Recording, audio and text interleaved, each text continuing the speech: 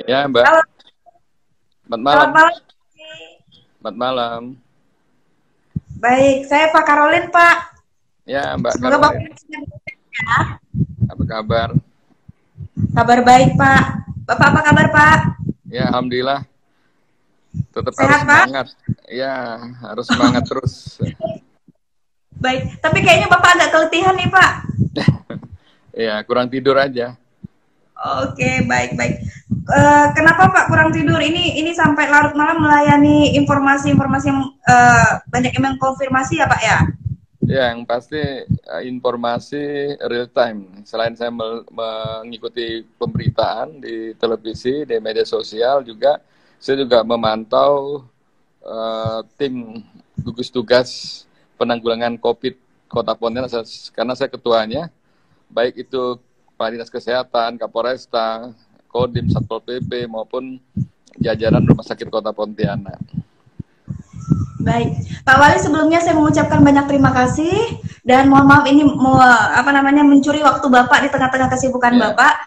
Tapi ini request banyak orang, Pak. Saya banyak sekali dapat DM, dapat japri, bahkan telepon minta untuk bisa dengar penjelasan langsung dari Bapak begitu posisinya. ya, Nah, seperti yang tadi Bapak sampaikan selaku Ketua Gugus Tugas Penanggulangan COVID-19 di Kota Pontianak, saat ini apa yang sudah dilakukan oleh gugus tugas COVID-19 Kota Pontianak, Pak? Silakan. ya, kita terus terang sejak pertama kali warga kota positif COVID ya, positif Ya. virus corona, ini kita sudah melakukan suatu upaya untuk mencegah supaya jangan warga Kota Pontianak terpapar. Kita berkoordinasi dengan gubernur provinsi, terus kita sudah mempersiapkan segala sesuatunya, membentuk tim gugus tugas berdasarkan peraturan ya, mulai dari Inpres, peraturan presiden, peraturan menteri, semua kita lakukan. Dan kita sudah melakukan rapat-rapat koordinasi dengan Forkompinda, bagaimana kita mengantisipasi seandainya sebaran virus ini semakin meluas. Dan kalau kita mengikuti perkembangan, memang kenyataannya semakin berkembang, sehingga kita tidak bisa sendirian karena Pontianak sebagai ibu kota provinsi sangat terbuka, gampang dikunjungi, ya, lintas juga sebagai kota lintasan, baik dari udara, sungai, ya, laut, sungai, dan darat. Nah, ini mobilitas masyarakat yang begitu banyaknya, ini akan sulit kita untuk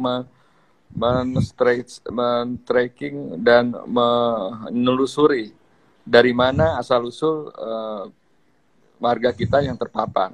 Tetapi ada beberapa yang mudah bisa kita temukan seperti pasien nomor 1 dan pasien nomor 3 serta pasien yang temannya ini yang terakhir yang 1 orang itu mereka dari luar negeri misalnya dari Kuala Lumpur terus positif, terus kita lacak sampai ke rumah sakit Caritas Bakti, ada 33 para medis yang kita isolasi mandiri, isolasi kita jaga, terus kita tes swabnya dan alhamdulillah negatif ya. Nah, itu negatif, artinya putus mata rantainya di situ. Tetapi yang teman yang positif ini kita lacak lagi, sejauh ini sudah kemana-mana saja. Nah, ini yang kesulitan. Nah, akhir-akhir ini ditemukan pasien dalam pengawasan ya yang meninggal sakit ya, diopname meninggal, tetapi hasil tes swabnya belum keluar positif atau tidak. Nah, sekarang ada yang rapid test reaktif, artinya positif. Setelah kita tunggu hasil swabnya dari Jakarta, ternyata positif.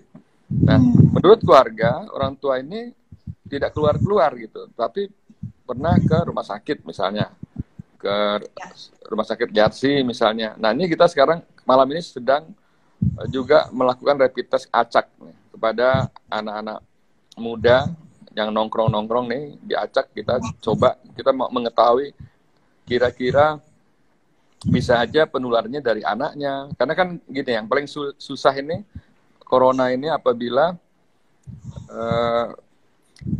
pasien atau warga tidak bergejala. Jadi kayak kita sehat-sehat aja sebenarnya. Nah, contoh istri yang pasien nomor 1 itu sehat-sehat aja, jadi dirawat diisolasi mandiri di rumah. Tapi karena warga menolak, ya warga sekitar menolak, akhirnya kita fungsikan di suatu tempat. Nah, dia sama anaknya negatif. Artinya kalau imun kita kuat terus sehat, dia otomatis akan melawan virus ini dan akan sembuh sendiri.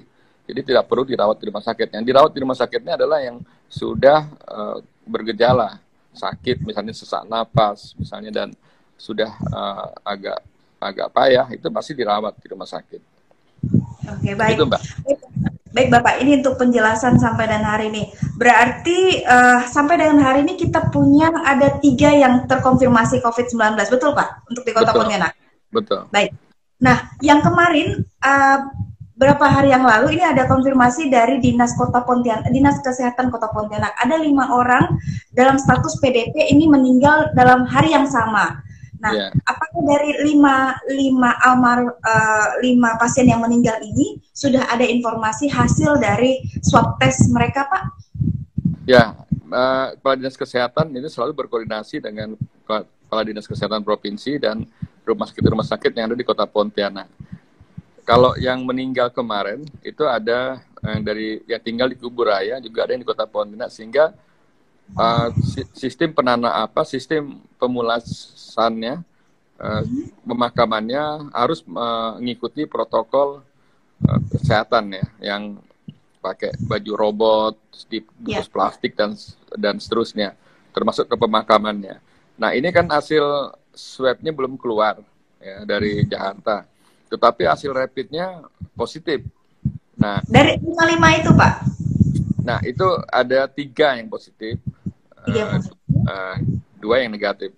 Nah, yang positif ini kan kita sudah ambil sudah ambil swab. Tapi kalau keburu meninggal, ini kan tidak bisa diambil tes swabnya. Ada yang udah keburu meninggal tapi tidak sempat diambil swabnya. Tapi yang sempat, ini kita tinggal menunggu hasil tes dari Jakarta. Kalau ini nanti misalnya positif, tentu kita akan melacak kembali keluarganya, di tracking ulang, terus dilacak lagi, terus diisolasi mandiri lagi gitu.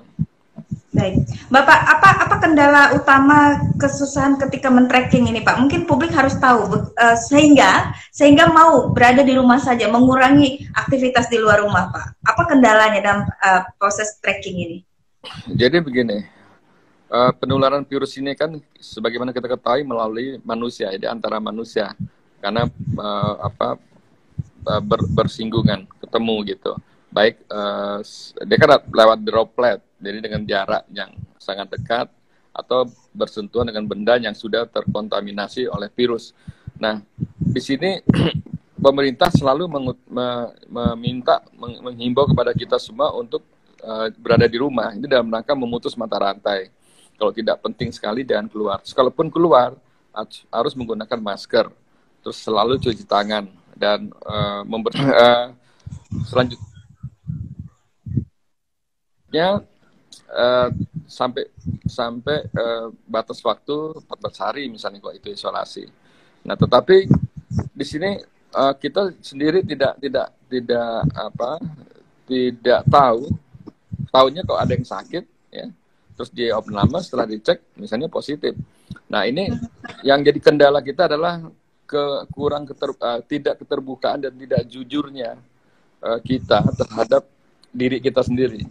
Nah, karena yang jadi kendala, hasil tes ini lama gitu kan.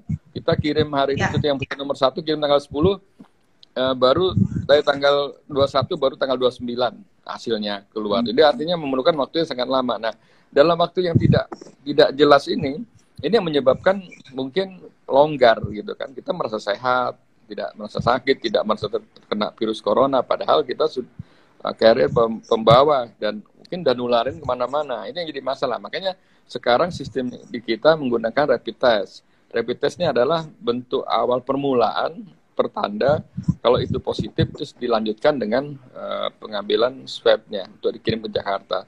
Tetapi kalau itu negatif, artinya sudah tidak masalah. Cuma kalau itu mereka yang ODP, biasa harus 2 kali minimal. Itu kendalanya gitu. Jadi harus terbuka, harus jujur, dan yang tahu ya kita gitu.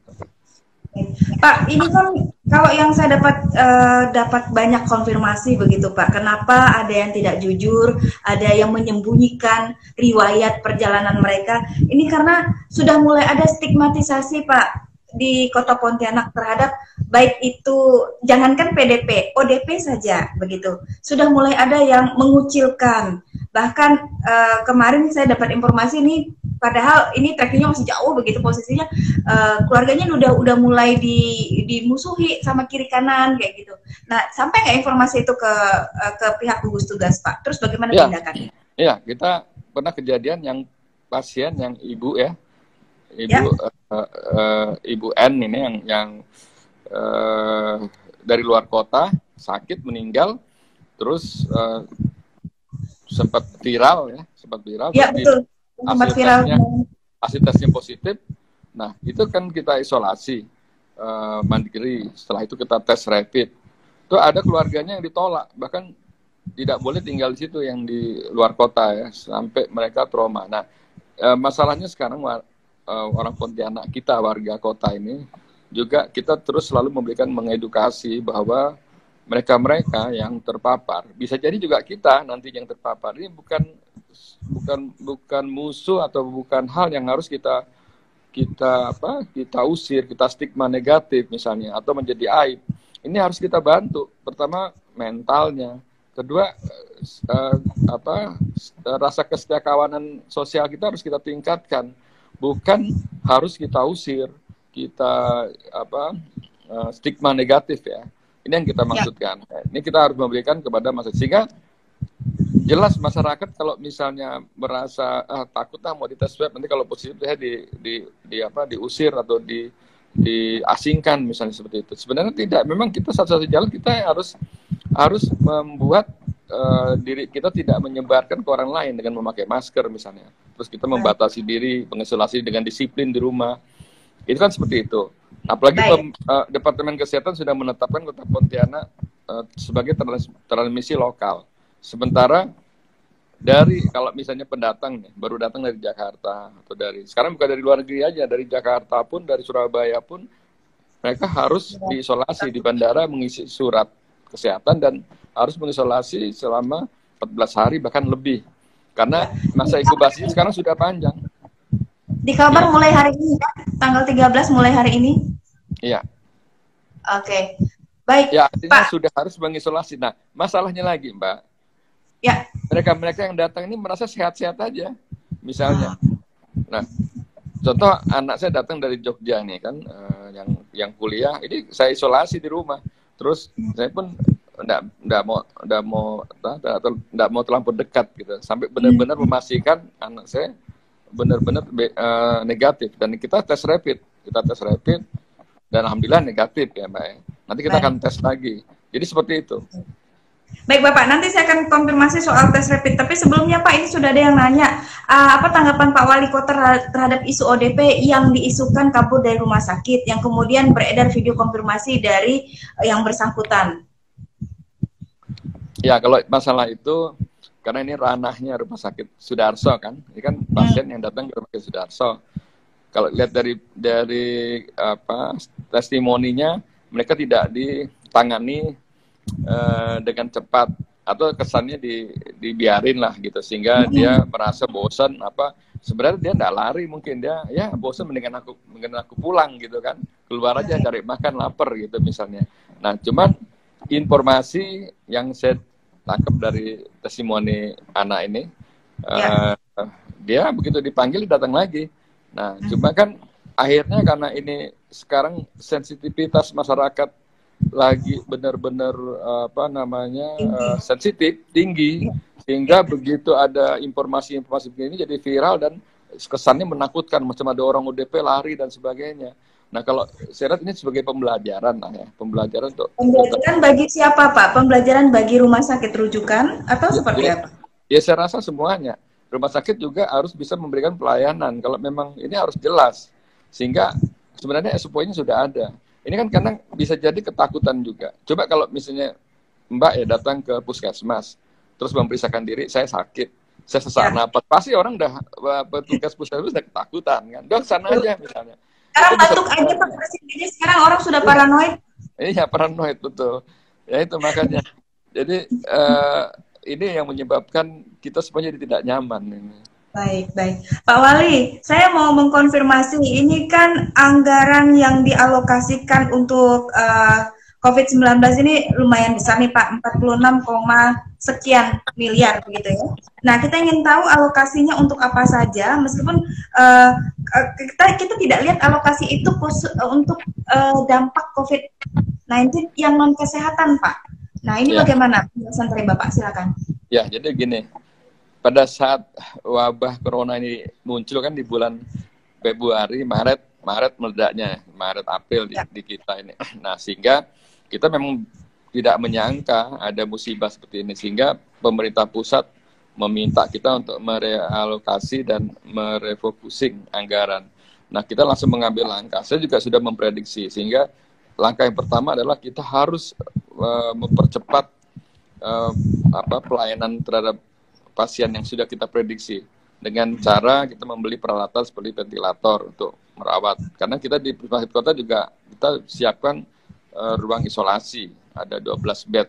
Sementara ini kita siapkan ventilator, alat-alat lain, termasuk alat habis pakai seperti APD, masker, rapid test, dan perlengkapan lainnya.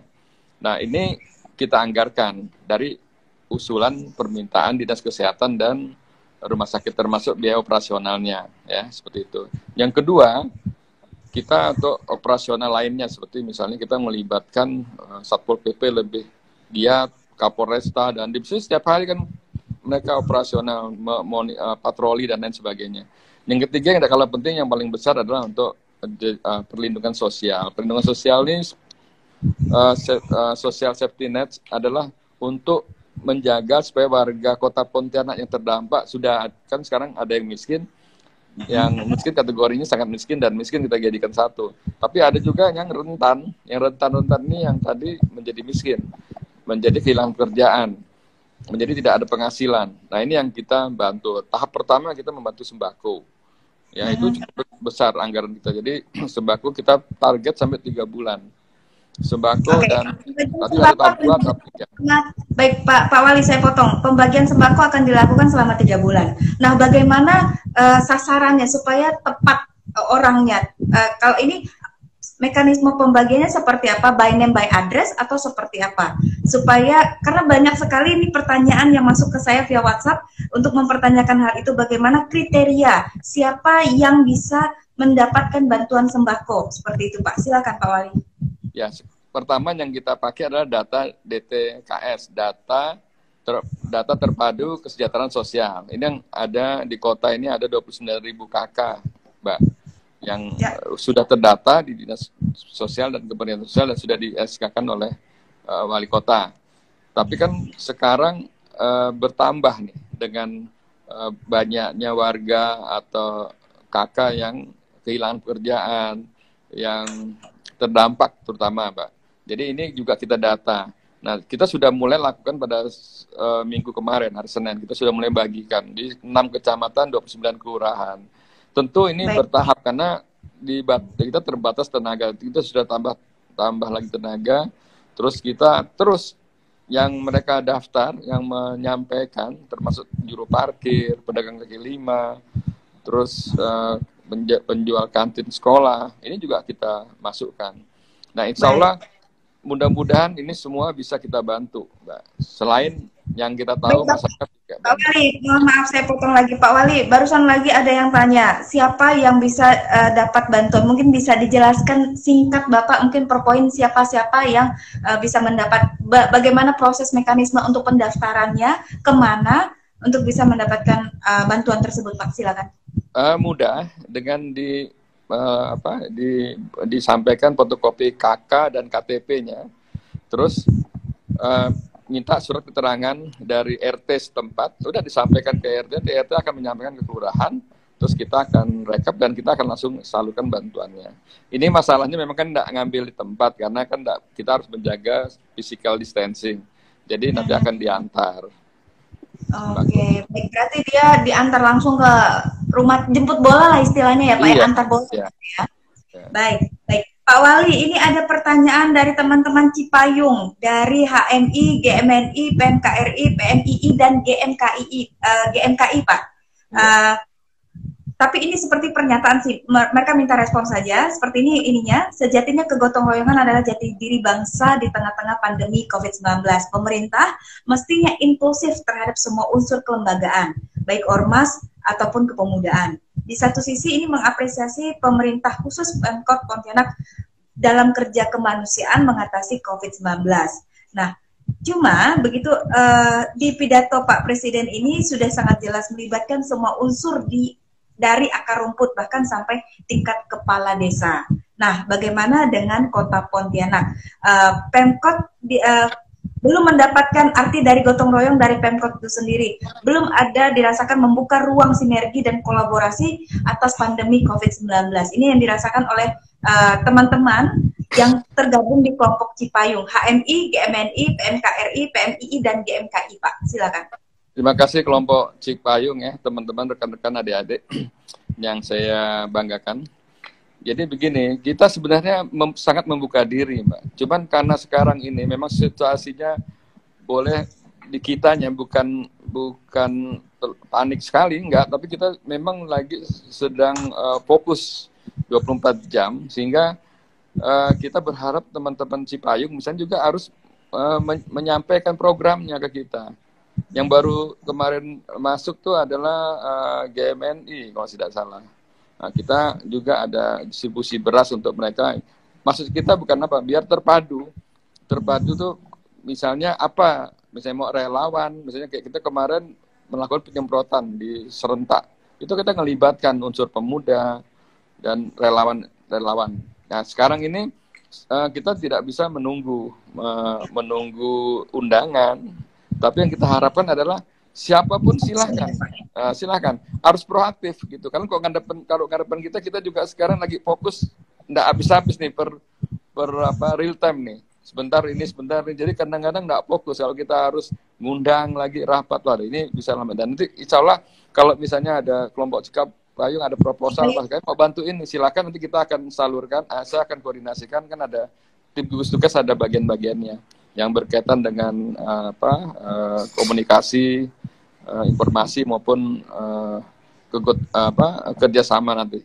Apa yang bisa dilakukan misalnya dari ini, biar kami yang nanti bagikan, kami relawan ini silahkan. Kita malah suka seperti itu. Terus kami akan membentuk krisis center misalnya di sini. Itu lebih bagus. Sekarang ini Mbak, saatnya lah kita diuji untuk kita benar-benar cinta ya sama tanah air, terutama sama Kota Pontianak. Jadi kita kalau mencari salah ini udah sulit gitu kan, kita nggak selesai. Tapi kita saatnya waktunya untuk bisa menyalahkan mungkin ya Pak ya. Iya.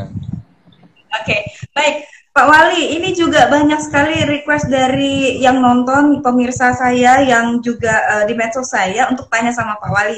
Himbauan physical distancing ini sudah dari jauh-jauh hari disampaikan, bahkan berkali-kali langsung dari Pak Wali lewat akun Instagram, Facebook, apa segala macam. Tapi ini Pak masih banyak Pak yang nongkrong. Bahkan tadi ada yang kasih respon, di jalan justru sekarang makin ramai. Nah, makin ramai juga yang ikut agak memprihatinkan, nggak pakai masker. Masih ada anak muda yang nongkrong, meskipun sudah turun Satpol PP, melakukan razia di jalan-jalan. Nah, bagaimana Bapak merespon ini? Silakan Pak. Jadi sejak kita memperlakukan social distancing, setelah itu physical distancing, terus kita didukung oleh surat maklumat Kapolri yang sangat tegas, dilarang sampai nikah pun dilarang, tahlilan pun dilarang misalnya. Tapi untuk misalnya sholat berjamaah kita himbau, kan ada dari MUI. Jadi ini sifatnya masih kooperatif, masih kondusif lah cara penyampaiannya. Misalnya yang lagi kita tidak melarang warung kopi, restoran untuk membuka, tapi kita larang mereka makan di tempat, karena kalau kita misalnya Pak kan boleh Pak pakai jarak. Memang, tapi kenyataannya di lapangan susah ngawasnya. Kalau kita bilang pakai jarak 2 meter bisa aja kursi di depan. Tapi kenyataan di lapangan mereka masih nongkrong. Kenapa mereka tidak disiplin seperti itu? Itu tadi Mbak, karena berkaitan dengan karakter.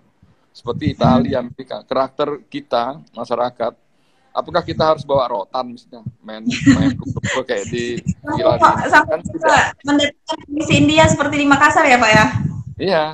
Nah, tapi kayak di Jakarta, nanti pada saatnya kalau misalnya penyebaran virus makin meluas dan terkesan tidak terkendali, kita mungkin bisa namanya bukan lockdown ya, kalau di Indonesia ini adalah PSBB, pembatasan sosial berskala besar, seperti yang di Jakarta sekarang dan Jawa Barat, Banten, Pak, sekitarnya. Itu agak lebih ketat, sehingga itu ditutup, itu bahkan tutup sama sekali selama 14 hari, nanti bisa diperpanjang. Nah, mungkin seperti itu. Dan kita kan tahu, Mbak, karakter penduduk kota Pontianak ini, terutama masyarakat yang berpenghasilan rendah, penduduknya padat, mereka disuruh di rumah 12 hari. Ya ini disiplin ini yang susah ya kita untuk menerapkan. Nanti bisa jadi, nah itu yang kita harapkan. Jadi sehingga kita berharap warga kota untuk bisa menahan diri dan bersabar lah.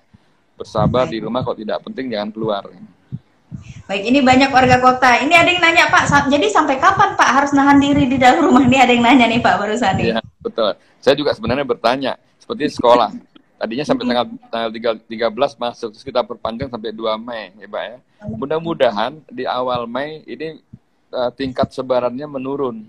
Kalau sudah menurun, itu perkiraan kita. Tapi kalau misalnya kita lihat yang informasi yang dari dunia, justru perkiraannya di bulan Juni baru akan menurun begitu posisinya. Jadi masih agak cukup lama. Nah, sudah ada prepare nggak Pak sampai ke situ? Bisa Mbak, bisa aja terjadi seperti itu. Karena berkaitan dengan masalah kan disiplinnya. Kita benar memutus mata rantainya. Kalau bisa bulan Mei ya misalnya itu ya kita bersyukur, tapi kalau sampai Juni kita ada skema lain lagi. Yang kita harapkan cepat berlalu nih, karena yang jadi masalah nih Pak, dampak sosialnya. Baik, Pak, ini ada juga yang nanya nih Pak, ini dampak sosialnya nih Pak. Ini dari Doni titik Atmojo 146. Tapi kami warung kopi juga butuh pemasukan Pak. Harapan kami bisa mengkonfirmasi ke Telkom agar menurunkan pembayaran WiFi kafe yang selama tutup ini. Nah ini juga ini informasinya Pak. Tadi saya dapat informasi dari Telkom, dia akan kalau tidak salah diskon. Terus kedua kalau itu tidak aktif nggak dikenakan cas apanya gitu. Nanti saya akan lakukan lebih detail. Jadi saya sudah minta juga Telkom, Bisnet untuk memberikan ini. Kayak kita juga di kota PDAM kita gratiskan Mbak, yang sosial sederhana selama 3 bulan. Baik. Kemarin juga ada yang minta peringanan pajak Pak untuk industri-industri kreatif. Bagaimana Pemkot menyikapinya? Bukan keringanan lagi, kita bebaskan. Kita bebaskan Mbak. Mungkin selama 6 bulan. Selama 6 bulan. Restoran ya termasuk. Organisasi apa informasi ini Pak? Sebenarnya secara asosiasinya sudah. Kita tinggal lagi membuat aturannya, karena kita lagi sedang kejar-kejaran nih Mbak buat tertulisnya. Gitu. Baik. Berarti untuk pemirsa, untuk penonton yang kemarin ada bertanya, ada yang terutama untuk industri kreatif nih Pak, banyak sekali yang mempertanyakan semoga ada keringanan untuk pajak, dan ini sudah dibebaskan untuk 6 bulan ya Pak ya? Ya. Baik, saya mengkonfirmasi. Baik, saya mengkonfirmasi sekali lagi. Pak, ini juga menarik yang kemarin tadi malam saya mengkonfirmasi ke Bapak untuk pembatasan waktu di pasar rakyat, Pak. Karena tadi pagi saya masih datang ke salah satu pasar rakyat di daerah Juruju, Pak. Ada pasar rakyat di situ, itu masih ramai dan masih banyak yang saya lihat tidak menggunakan masker sama sekali. Masih sangat padat, tidak ada physical distancing sama sekali di sana, meskipun di depan pasar sudah ada tempat untuk cuci tangan, ada fasilitas cuci tangan. Nah, tidak ada juga, saya lihat ada Satpol PP untuk ngawas di sana, seperti gitu. Karena kalau saya membayangkan ini sudah ada aturannya, itu biasanya ada yang mengawasi. Nah, ini gimana Pak? Silakan. Jadi memang berat ya Pak bagi kita nih. Saya sudah turun langsung kemarin membagikan masker sebagai simbolis untuk ke pedagang dan masyarakat supaya wajib menggunakan masker. Nah sekarang kita sudah wajibkan sejak tadi Mbak. Kita batasi jam operasional jam 3 subuh, karena jam 3 subuh para pedagang sedang loading muatan ya. Terus kita tutup jam 11. Nah ini terus kita minta para pedagang dan pembeli wajib menggunakan masker. Kita akan mulai nanti besok, karena kita kan keterbatasan tenaga juga. pagi siang malam nih kita kerja, termasuk Satpol PP, kepolisian. Jadi mereka juga nanti akan menjaga di setiap pintu masuk pasar nih Pak. Terus ada juga pertanyaannya, Pak, kalau yang kami pasarnya hanya buka sore, nah ini juga pertanyaan, yang buka jam 3 sampai jam 7 malam. Sementara kita batasi sampai jam 11. Intinya sebenarnya begini, kalau kita disiplin, tahu diri gitu. Kalau rame kita menghindar, terus sepi kita mungkin bertahap. Nah itu mungkin agak sedikit mengurangi tingkat penularan, ya, Mbak ya. Terus kalau sakit ya jangan ke pasar, jangan keluar rumah, mendingan di rumah gitu misalnya. Nah, tapi kan kita tidak bisa kontrol sampai sejauh itu. Kita sudah siapkan ruang desinfektan misalnya, terus kita siapkan ini suhu untuk mengetahui suhu juga, itu juga tidak efektif. Nah nanti mungkin ke depan kita akan lebih ketat, Mbak. Baik, baik. Bapak, terkait dengan tadi kembali dengan bantuan begitu Pak, apakah akan ada bantuan tunai cash yang diberikan kepada orang-orang yang membutuhkan sesuai dengan data yang didapat, atau seperti apa Pak? Kalau tunai ini memang sementara ini dari Departemen Sosial, Mbak, dari pusat. Ini akan nambah lagi 6.000, termasuk bantuan pangan non tunai ini juga ada bantuan lagi dari pemerintah pusat, itu alhamdulillah ke kita. Tapi kalau dari APBD Kota Pontianak kita sementara ini masih sembako. Nanti ininya sedang kita bahas karena kita tidak juga mau melanggar aturan. Bantuan tunainya boleh kita tahu berapa Pak, per kakak atau per kepala? Per kakak Pak, Mbak, 600.000 yang dari pusat ya. 600.000. Kalau PKH 750.000 ya. Baik. 600.000 ini akan diterimakan selama berapa bulan Pak? Mungkin saya nggak tahu bulan ini, karena ini dari Departemen dari Sosial, Departemen Sosial, dan ini akan juknisnya akan disampaikan nanti melalui Pikon. Baik Pak Wali. Pak Wali, kemarin kan sempat waktu kita nggak banyak lagi Bapak, ini tinggal 7 menit lagi. Tapi saya ingin mengkonfirmasi, kemarin kan sempat melakukan pembatasan jalan di Jalan Gajah Mada ya Pak. Nah, apakah akan ada kemungkinan lagi di jalan-jalan protokol lainnya atau seperti apa Pak Wali? Mungkin aja terjadi kalau kita lihat perkembangannya. Jadi kita akan mengikuti terus perkembangan. Ya, Jalan Gajah Mada kita tutup secara psikologis, ini memberikan masyarakat bahwa ini loh, karena corona ini kita melakukan ini ya. Jadi ini juga harus dimaklumi. Baik, Bapak, untuk rapid test ini apakah bisa diakses oleh semua masyarakat, dan benarkah biayanya 400.000 Pak? Kita, yang saya tanya sih rata-rata antara 150 sampai 250.000 harganya per buah. Ini sedang kita adakan, Mbak. Kita dapat dari provinsi baru 400 sudah habis. Ini kita akan adakan lagi karena ini acak. Jadi yang kita utamakan adalah yang ODP dan PDP serta tenaga medis yang utama. Termasuk orang-orang yang kira-kira merasa perlu rapid test. Terus secara acak juga. Baik, berarti kalau misalnya kita secara mandiri mau rapid test ini bisa aja, tapi dengan membayar tadi ya sejumlah uang seperti itu. Baik, Bapak, waktu kita tinggal 5 menit, apa himbauan Bapak kepada seluruh masyarakat Kota Pontianak yang hari ini banyak sekali mendoakan Bapak untuk tetap sehat? Karena saya kemarin lihat Bapak ketika mengkonfirmasi yang kasus viral, kecapean sekali, kelihatan sekali wajahnya begitu. Silakan Pak, terutama untuk isu hoax. Oh ya, ini ada satu pertanyaan Pak, ada satu pertanyaan sebelum kita tutup. Kenapa bisa mahasiswa yang kasus tadi Pak, yang viral itu bisa lolos dari bandara di Jakarta? Nah, apa tindakan di Bandara Supadio untuk orang yang baru datang supaya tidak ada kejadian lagi, terutama di Kota Pontianak? Silakan Pak Wali sekaligus himbauan. Kalau kita lihat Pak, di bandara itu siapa aja bisa keluar masuk. Nah, cuma mereka harus mengisi belangko kesehatan. Setelah itu mereka dicek suhunya.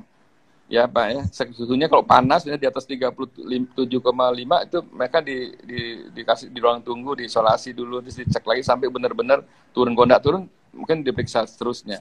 Nah, ini kan sekarang ada catatan ini harusnya diserahkan kepada RT setempat untuk mereka mengisolasi diri secara mandiri. Nah, kalau mereka jujur, kayak yang mahasiswa itu, mereka jujur, mereka mau periksa karena mereka ada sakit. Kalau tidak sakit kan tidak ke fasilitas, itu masalahnya. Baik, Baik, silakan himbauan Bapak nih untuk warga Kota Pontianak nih Pak. Ada yang nanya lagi tadi sekali lagi bagaimana mengakses bansos tadi, bantuan tadi seperti apa begitu. Iya, ke RT setempat. Kalau bansos ke RT setempat, atau kalau di lain ini kan langsung ke kelurahan, bawa KTP dan kartu KK, nanti pasti dilayani. Untuk himbauan saya kepada warga Kota Pontianak tercinta, saya harapkan tetap tenang, hindari stigma negatif, ikuti perkembangan dari media resmi, dari pemerintah ya, kan banyak sekarang ini.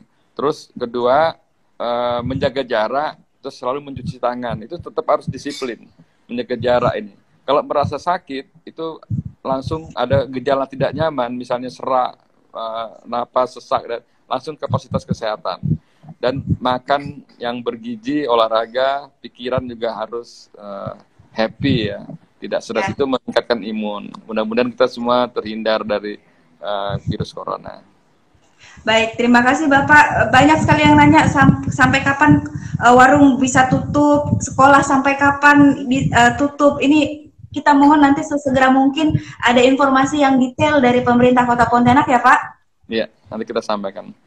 Baik, dan juga ini ada titipan pertanyaan Pak, maaf, untuk belajar online, apakah dari Dinas Kota Pontianak memfasilitasi untuk belajar online, terutama untuk sekolah-sekolah yang bukan sekolah negeri? Sudah, Mbak, Dinas Pendidikan Kota sudah menyampaikan, bahkan sudah kerjasama dengan TVRI, ada lagi dari mana itu, mereka melakukan belajar online. Oke, baik. Baik Pak Wali, terima kasih banyak sudah meluangkan waktu. Ini cukup banyak yang mendoakan Bapak. Sehat-sehat terus ya Pak. Sama-sama Mbak, warga Kota tercinta, mudah-mudahan sehat semua.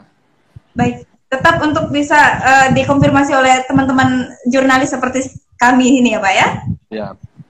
Baik, sekali lagi terima kasih Pak Wali. Selamat malam, salam sehat selalu Pak Wali. Sama-sama.